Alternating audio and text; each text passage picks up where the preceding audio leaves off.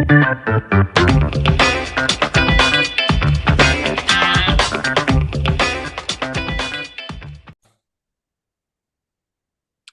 right. We are back with another episode of the Real Estate Investing Club. As always, bringing that Friday energy to you guys.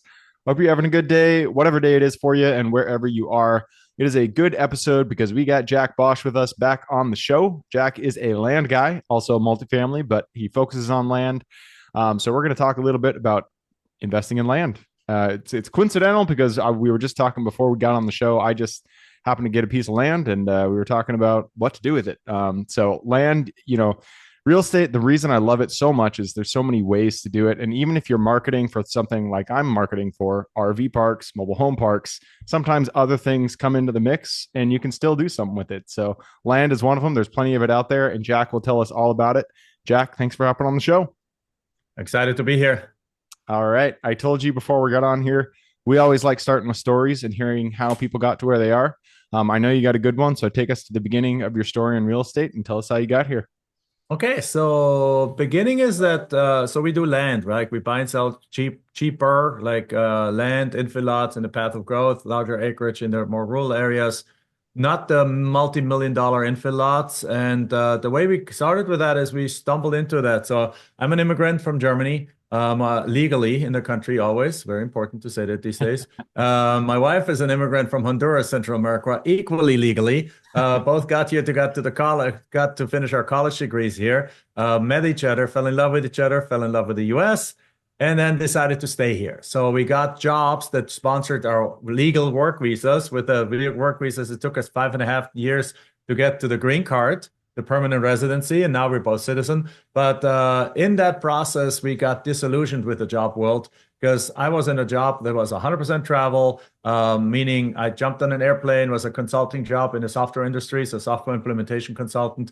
And I jumped in an airplane on Monday morning at 7 in the morning, got somewhere like from Phoenix, where we live, to Colorado Springs or to Denver or to LA or sometimes even to Chicago, and I had to leave Sunday night. And worked all day there, like all night, literally from like 9 a.m. to 10 p.m. every day. And Friday morning or Thursday night, flew back that tired, worked from home or worked in the office on Friday, slept through the weekend. And that was my life. And I was like, this is not how I imagined the American dream. This is not how I imagined my career. This is not how I imagined really anything. So we simply then chose to look around, look outside of that and say, like, we got to do something different. But because we are on the H-1B visa, we couldn't quit our jobs. Because if you quit your job, you lose your your visa, and you have 60 days to find another job that picks it back up, or you have to leave the country. Oh, wow. So we were tied to our job, and we went through some recessions back then, and couldn't quit our jobs, worked twice as hard, but it just made it more and more important to have a plan B. So we looked in real estate as a plan B, and after looking and trying all kinds of strategies, we stumbled into pieces of land. We got, just like you said before, you found a piece of land for $5,000 that's worth 40 to 60 or 30 to 50. You're like, well, great. That's a perfect land profits deal. So my first deal was a piece of land worth $10,000 that I got for $400. And I sold it to the neighbor for $4,000 the same day. Then I got a larger property worth about $20,000 for $500. And we sold it on eBay back then. Today, eBay doesn't work that well anymore. But back in the days, eBay was a great strategy to sell land. And we put it on eBay, and we sold it in 10 days for $10,500, made $10,000 net profit. Wow. I was like, without knowing anything about real estate, without knowing anything about repairs, without knowing even much of the real estate language. So I didn't know what deeds meant, and 2x4s and drywall and what the shingles on the roof are called and things like that. None of that stuff we knew. Didn't know how to estimate repairs. Didn't know how to assess the value of a house. We just simply looked at, hey, here's a piece of land. Other pieces in the area have sold for 25 grand. So I guess it's worth 25 grand. Let's offer 3,000, get on our contract. Let's go sell it for 17 again and make a $14,000 profit. And now, fast forward, after we've done that a few times, we finally got our green card. We used all the energy that we had in our jobs now towards this business. And within a matter of 18 months, we were millionaires. And then within another couple of years, built this to 8 figures. And to this day, we have done over 5,000 land deals. I love it. Yeah, just one thing leads to another in real estate. That's why I like it. You bought a plot for 400, and a couple of years later, you got multi-million dollars. You're doing multifamily deals, over 4,000 land deals. So things snowball pretty quickly. Yeah. And the one reason I really like land, not as a main strategy, at least for me. I do like to have cash flowing properties, like yourself. You're in multifamily, but I really like land because the entry point, the cost to entry is very low. Like you Yeah. said, you bought your first 400. I just found this one for 5,000. And so if somebody is starting out, or they're working a job and they don't have 25%, 35% of a $10 million to put down on a multifamily property, then getting started in land is a great strategy. You can close it a little bit easier, as I found. And the people that you're speaking with are also, in my opinion, they tend to be less, I guess, persnickety. Is that the word? Or what's the word I'm looking for? They don't care as much about the land. It's just land. They've probably owned it for a long time. A lot of times they have back taxes on it, and it's just sitting there. It's not doing anything for them. It's not making them money. And so they don't, if you offer them 25 cents on the dollar, they're not going to get super offended. They're just like, yeah, I'll take that. Or no, no, I don't think I'll take it. Um, Exactly right. Like you do get a couple of people responding back or saying like, "Why are you crazy?" But then, I mean, it's a little bit. Not everyone that responds back to your marketing is actually really super motivated. Some people are just gonna say like, "Well, yeah, let me see if they offer me 100 grand, I'll take it." But and sometimes some people live in la la land. But you correctly say there's 46 million pieces of land in the United States, and my estimate is that at any given time, 5% of them are ready to just let go of their land. So that's 2.3 million properties in the US. Not everyone, it's only 5%. So when you market to people, we have a set of criteria. When you use direct mail or cold calling or texting, but I still love direct mail because we're getting much higher response rates as the house people because there's less competition. You get people calling you back, and you hear exactly that. Yeah, I've owned it for 35 years, sick and tired of paying property taxes. I wanted to build a house there to retire on there, but my spouse passed away, or no, we are totally healthy, but my children have moved away and they have grandkids now. So instead of moving and buying the house over there, we want to be close to the grandkids, so we're moving there. And so we don't have a need for it anymore. My kids don't want it, and it's kind of become a hassle. So if you want it, take it. Or if you want it, just make me an offer. And 25, 35, 45 cents on the dollar is often enough to have them sell it, because also often they bought it way cheaper back in the days. In their mind, like they paid 10 grand for it. It's worth perhaps 100 today. And they're like, well, you offer me 35. I'm happy. I got my money back out. I got no hassle. I just want to move on. And that's beautiful. And if they don't, they're usually not upset. They're like, no, not a fit. Okay. yep. And we follow up. We have a follow-up system. Many of them we still get to say yes, but even if they don't, they're not yelling at you, or they're not mad at you. Yeah, and that's the exact reason I started out in single family doing wholesales, flips, that kind of thing. But that's why I stopped and I started focusing on commercial, because I just hated talking to homeowners. They would, they get so mad if you offer them a price that they think is well, it's essentially not the Zillow price. If you don't offer them that price, then they get really pissed. So let's kind of structure this conversation in the order in which things occur when you're buying land. So about finding the land, deciding if it's a deal, and then dispositioning it. Starting with finding it, you mentioned that you have your criteria. Run us through what your criteria is and how you decide who you're marketing to. Okay. So the first criteria is what kind of land. So we focus on three kinds of pieces of land. One is infill lots. Infill lots are basically 35 houses, 2 empty lots, ready to be filled in with a house, thus the name infill lot. And those are great. And actually, even important for those, you don't need to get them at 40 cents on the dollar. You can actually get them at 80 cents on the dollar. You can have a $100,000 infill lot, get them for 80K, because you're selling it to builders, and builders pay full retail. So that's number one. And that's a quick sale, because on the marketing side, you just go to a local home builders association's website, pull up 15 names of builders, take 15 phone calls. By phone call 5, you probably have it sold. The second kind of property is in the path of growth.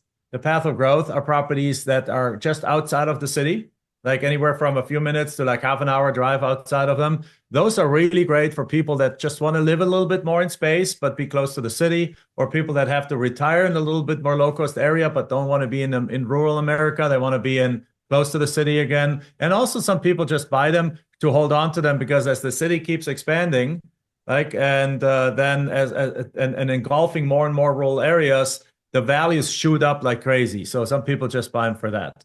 And then the third kind of property is larger area, larger acreage in more like an hour or 2 hours away from town, from a big city. And those are kind of, I call those my mini ranches. So a lot of people that make good money want to have their own mini ranch out there, a place to just bug out, a place to just put their RV, a place to build a cabin, and so on. And again, those are the kind of first. That's the selection. So we don't go after the multi-million-dollar infill lots. We don't go after the big, like there's a 16-acre parcel down the road here in a neighborhood called Paradise Valley in Phoenix, where every house is a $5 million house and every lot is a $2.5 million lot. Well, that 16-acre parcel is worth something like $40 million. Well, that's not what we're dealing with. We're dealing with the more like the infill lots in a $500,000 neighborhood and so on. Then we're looking for people that either owned the property for a long time or that often have inherited the property. And you can get that if you can go to the right data service. You can even say by deed type. You say like, if I want only the properties where the deeds were not warranty deeds, but they were more like judgments and things like that. Because if you haven't, what happens in case somebody passes away in heir, the deceased person didn't write a warranty deed to the kids. The judge issues an order for probate, and in that order it says that it passes to them. So it's a judgment deed in a way, that it's a judgment that so if you can filter by that, you can find the heirs pretty directly. So because heirs usually don't own it for 20 years. They just own it for half a year, and they're already sick and tired because an heir doesn't want to spend money on property taxes and maintenance of the land. They want to just get money. So they want to sell these things very quickly, and they don't care what the price is often. So those are some of the criteria. And then always size plays a role. Like if I'm 2 hours away from the city, I don't want an acre. I want minimum of 10 acres. Right? If I'm in the path of growth, I usually have 1 to 10 acres is the sweet spot. And if you're in the city, size really doesn't matter because sometimes a small lot in a high priced neighborhood can be worth a couple $100,000, and sometimes a larger lot in the wrong side of town cannot be worth a lot of money. So size doesn't necessarily matter. It's more just overall market value. Yeah, that makes sense. And I'm sure, I mean, you have three different types of properties that you're buying, and they're both, it kind of goes from the distance to the city center. And I'm sure as you go out, the discount that you need increases. So the closer you are to the city, the less of a discount. You already mentioned, like if you're doing an infill lot, it's downtown, you can do 80 cents on the dollar and a builder will scoop that up. If you're doing in the path of growth a little bit outside of the city, I'm sure, what are you doing, 50 cents on the dollar for those? You want to be in the 40 to 60 cents, and they're kind of same for the larger rural areas. Because a lot of the buyers of these larger properties also, or a lot of buyers want to buy with seller financing. So we often offer seller financing because many times like banks don't lend on land usually. Yeah. So if you have a $50,000 property you want to sell for 50 grand, you have two choices. You can either discount it to 35, which means you got to get it for less than 35, which is not a problem. Or you can say, I'm going to sell it to you for $50,000 with a 20 or 30% down payment. You get $15,000 as a down payment. And that often works too if you get it cheap enough. And if it doesn't get cheap enough, you either finance the rest yourself, or you do what we call a triple closing. And now we're getting into creative finance. You buy it, you sell it with seller financing, and then you create a note in the middle, and then you sell that note, and you do this all in the same day. So that basically the money comes from the buyer and the note buyer, and it's enough to pay the seller and to pay you. And it's probably would require a little bit more time to explain that, but it's more like, think about it the way that you literally buy the property, sell the property, create a note, and then sell the note, and you're doing this all in one day without using your own money. There you go. And if you guys are just starting out and you don't even have the money to purchase it, you can also partner with somebody who does have the capital, and they can bring the capital. You can find the deal, close the deal, and you can split the profits that way. So it is, again, it's a great way to start out if you're low on capital. I wish I had actually started out in land. That would be a good way to go. All right, Yeah. so we've gone through find. Let's talk about deciding. How do we decide that these parcels are worthy of closing on? What is the due diligence process that you run them through? Yeah. So the first thing is we pretty much make offers only by analyzing the market value of the property. We do not call the city and ask for zoning and things and setbacks and all this kind of stuff because our contract includes a provision that allows us to back out anytime for any reason. So that is obviously a killer provision to have in there. And again, it goes back to the point, why do the people sign this? Very simply because we're focusing on the 5% of non-wanters. They're just like people that just don't want to have this thing anymore. And they're signing really almost anything you put in front of them. It sounds strange, but they do. And you obviously want to be responsible for that. So, but the one provision that we put into the contract is that we say we have the right to back out of the contract. So therefore, I can put anything on a contract without ever being stuck with it and without ever running the risk of getting into something I don't want to get into, because worst case, I can always cancel the contract and back out of it. But with that said, that allows us to do less research upfront, get the deals under contract at a good discount, and then when you start doing research. And the research we do is like, typically first thing we call is the county planning and zoning department. Because we ask them like, okay, what is this zone for? What can I do with it? What does the city want to be done with it? And then also ask for like the minimum, is there minimum size building? Is there maximum size building? Are there setbacks? Are there water? Are there utilities to the property? Right? What if yes? I mean, usually you find that out ahead of time, but sometimes you don't.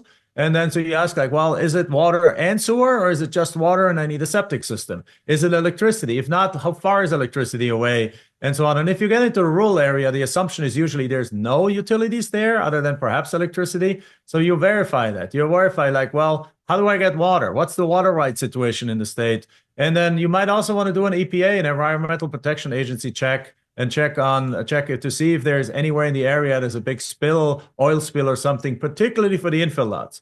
Because outside of town in the rural areas, there's usually never anything bad environmentally, but for the infill lots, you definitely want to check that and do a few And things like that, so you really on know that what's one, going on. Go do ahead. you just check the website, or do you guys do a phase one on those? No, If no, it's no, just the infill, website. just Just the the website. Got website. it. Okay. So we just go to epa.gov, and then there's a way that you look around for like any kind of house in the neighborhood that you have an actual address on, because land typically doesn't have an address. So you go look around on Google Maps, and it's like, oh, there's a house close by. You click on that house, and it gives you the address of that house. You take that address, put it in the APA website, and it'll tell you if anywhere in that area there was something environmentally significant. So it doesn't have to be that house, obviously, but if your property is half a mile away, it'll tell you within like several miles if anything happened. And that's good enough to know. And usually the answer is nothing. In 5,000 deals, I've come across one property that had an environmental issue, and that was actually an infill lot, which still had several buildings on there, which was a chemical factory that had burned down. Well, Geez, of course. that tells you something right there, right? So, but other than that, we still were able to wholesale it, but it did an assignment because we never wanted to be on the deed, because that's the number one thing. You can still make money with deals like that, but just don't ever become the owner, because if there's environmental issues, the APA can go from owner to owner to owner to owner and collect all the money they need to clean it up. And so if you never become the owner, they can't go after you. If you just put it under contract and pass that contract on to somebody else as an assignment, you're clean. You have never been the owner. But again, one of the 5,000, nothing you even have to worry about. Yeah. I do phase one on all commercial properties I buy, but I've never had any issues come back. Yeah. And I feel like usually on commercial ones in the city, if I plan to buy and hold on them, I do that too. Again, in doubt, assign. Otherwise, should be good. Yeah. Should be good. All right. So that's the due diligence process. And you mentioned you call the city, you look at setbacks, you check for utilities in the area, how far they are away, and then you check the EPA website. Outside of that, I mean, you really don't need to do a physical inspection, I'm assuming. I haven't seen any of the pieces of land that I've flipped in the last 17 years. I haven't gone to see any of them. One thing we obviously do is we open escrow at that point, because the other risk factor here is that there's something wrong with title. Yeah. that the property needs probate or something like that. So we open escrow, let title do that. But again, our contract gives us up to 6 months to close on a property. So we don't have to buy in 7 days or in 30 days or 90 days. We simply have a contract that's like closing is 9 months. Why? So we just have time. We can go on vacation, come back, or if we get 15 deals on a contract, perhaps we sell the three first, three the second, three third. So it might take a while until we even get to sell it. But also, if there is title issues, we have plenty of time to fix them. So we go tell the title company, please do the title search right away, but closing is down the road.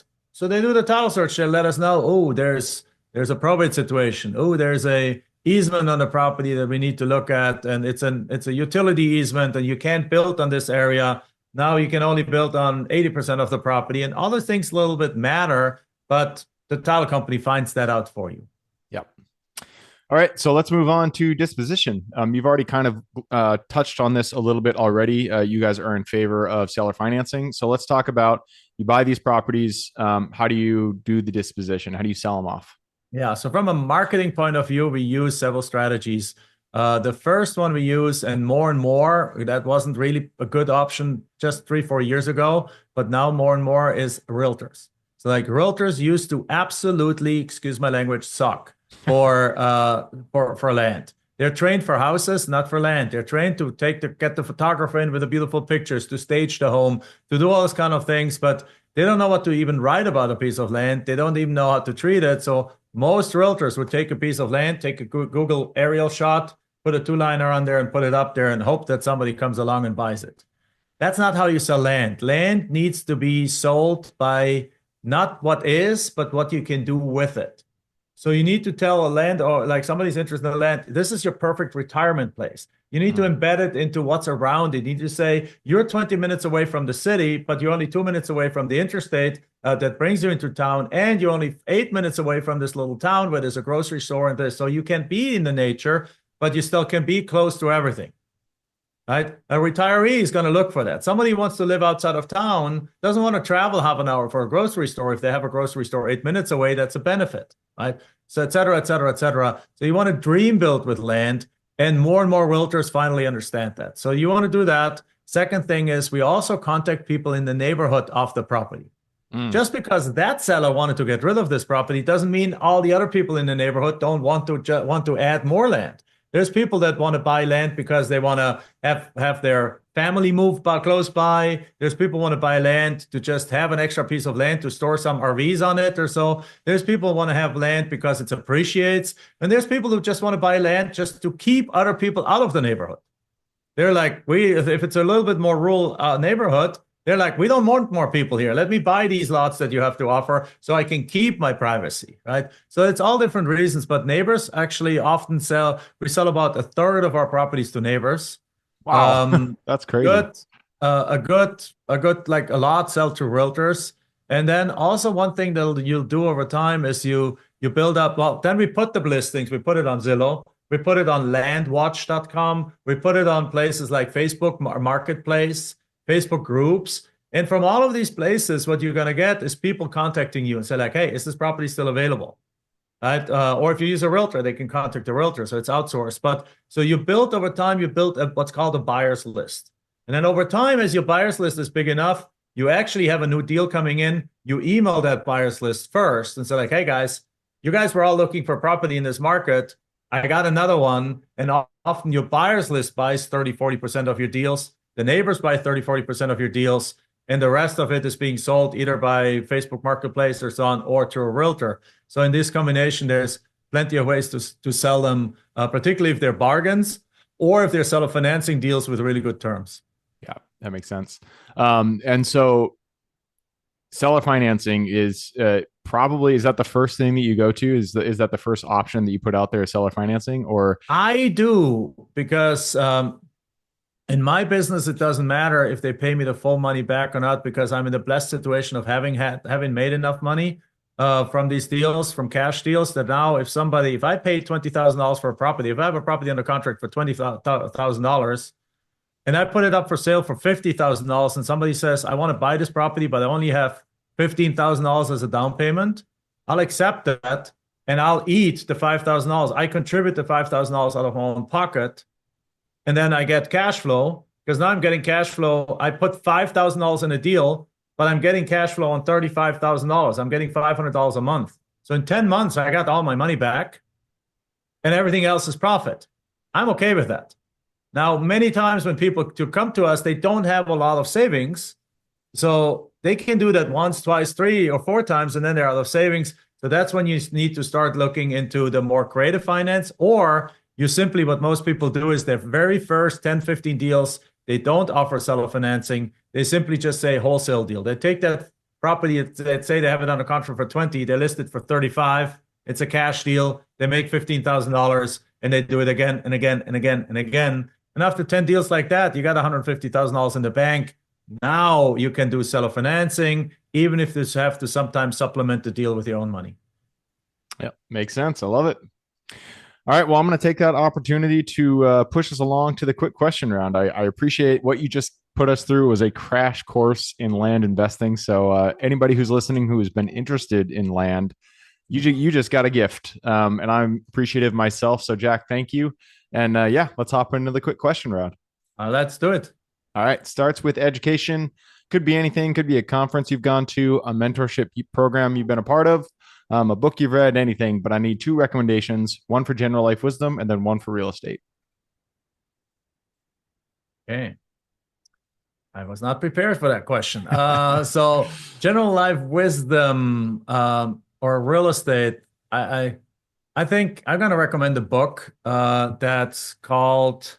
I have to actually look it up on my Amazon here. I keep forgetting the name, even though I've read it. My 16-year-old daughter, now 17, she has read it. And Unreasonable Hospitality is the name. Unreasonable Hospitality. It's by Will Guidara. And it's the story of how he built a good restaurant in New York City into the #1 restaurant in the world. And it was voted best restaurant in the world. And it's a page by page, crazy funny, fun to read. Even my 16-year-old is reading it for the second time already. And she doesn't read, let's put it that way. She doesn't like to read, but she loves this book because it's a business MBA in a book. At the same time, it's also a life MBA because it's all about how to do things the right way. So I would take that one. And as a real estate kind of, as a real estate thing, it's like a research, a conference. Let me know. I don't know. I can obviously promote, I can obviously mention our own, but yeah, that works. What's your the book that you guys offer? We actually don't have a book. I wrote a book 10 years ago, but it's more of a life, my wealth philosophy. It's called Forever Cash. You can get used copies on Amazon for that. But it's more like a wealth creation, not necessarily even a real estate book. We're working on a real estate book that we probably release this year.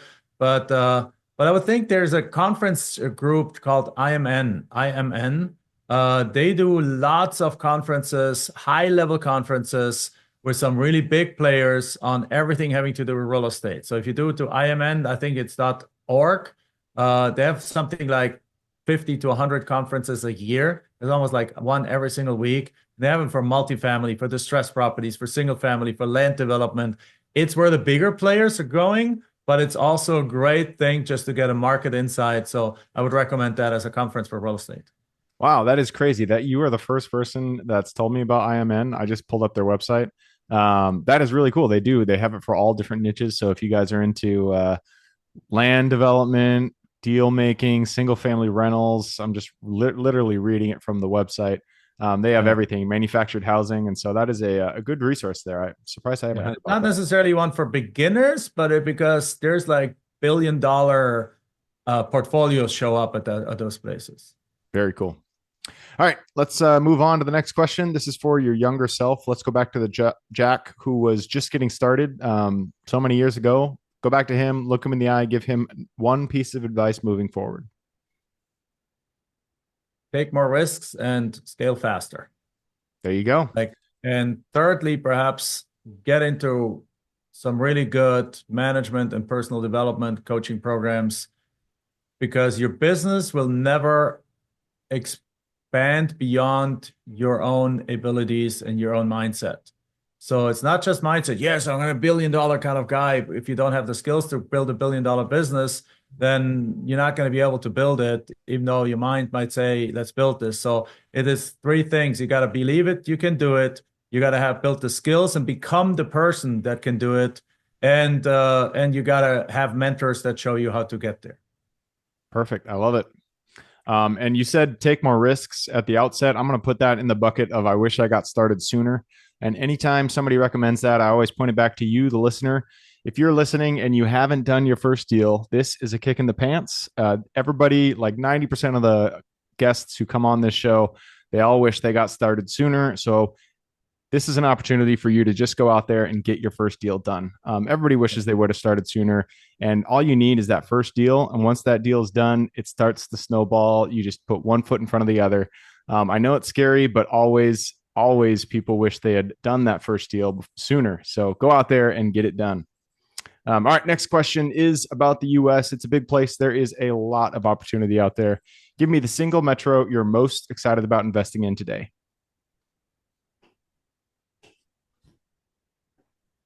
Depend on what asset class, but if it's land, probably Dallas, Texas.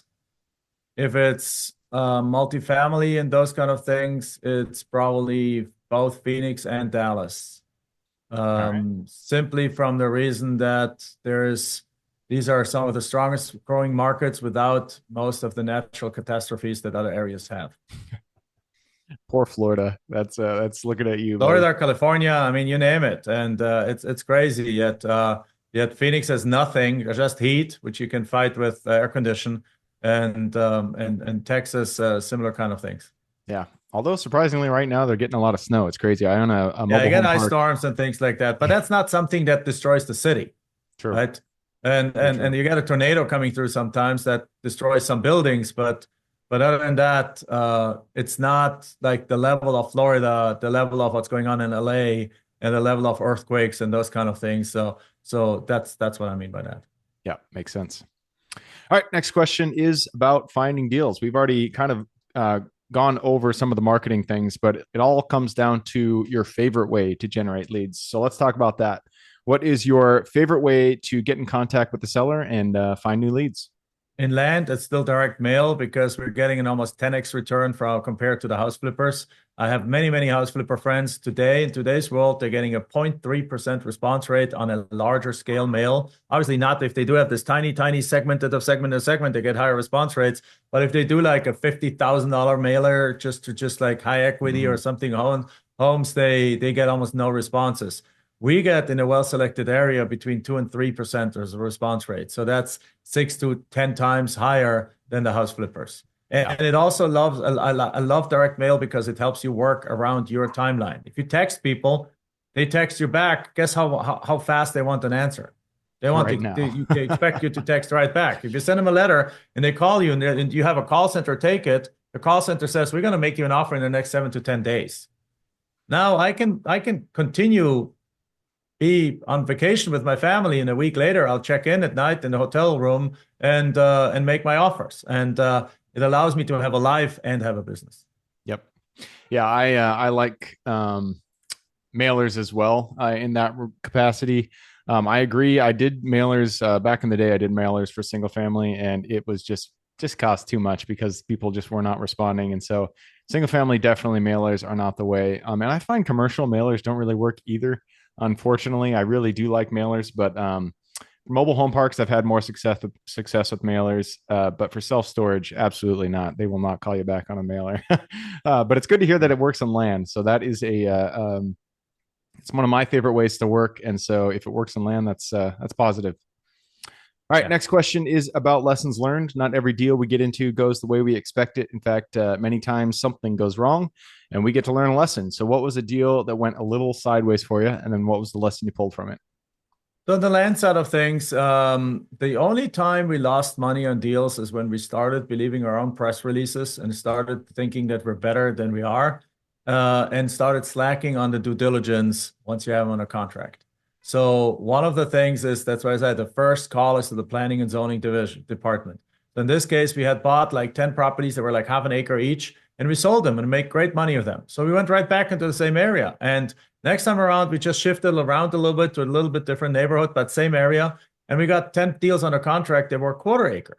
But we looked at the map, there are houses all around. We're like, great, good. We bought them. In this case, we actually paid money and bought them instead of just doing the contract and be able to back out. And then we realized and did not call the planning and zoning department because we had already called them. Like, who needs to call them again? Like, what's the difference? They're just smaller properties. Well, it turns out that between when there's all those houses in the area were built and today, they had changed the zoning rules that you needed half an acre to build. So all these quarter acre properties were non-buildable. So we luckily had a couple of them that were like next to each other, so we could sell them together and somebody could build there for. So of the 10, 2 packages or 2 or 3 packages of 2 went away, but the other 4 properties we actually had to sell. Luckily, because we had so much little money in it, we lost only like $1,000 on them a piece. So the damage was really, really low. But the lesson still was learned that if we just would have picked up the phone and called the city, they would have told us that these are not buildable, and we would have backed out at least out of 4 of them and just bought the 3 sets of 2, which we then knew we could combine and sell as a buildable lot. Yeah, that is especially when you're doing higher volume, when you have multiple properties under contract that you're trying to buy. It is so tempting to not follow your checklist when it comes to due diligence, and do the things that you feel like you need to do and then not do other things. But that is definitely where you get bit. I've had it happen to me where I bought in an area that I thought I knew like the back of my hand, and I was wrong. And I luckily didn't lose money, but I still didn't turn out the way that I had hoped. So due diligence is something that you just never slack on. Always go through your checklist, go step by step, and get it all done. Yeah. All right, that leads us to the very last question. This is for the listeners. You've given us a lot to think about. I'm sure people want to reach out, get in contact with you.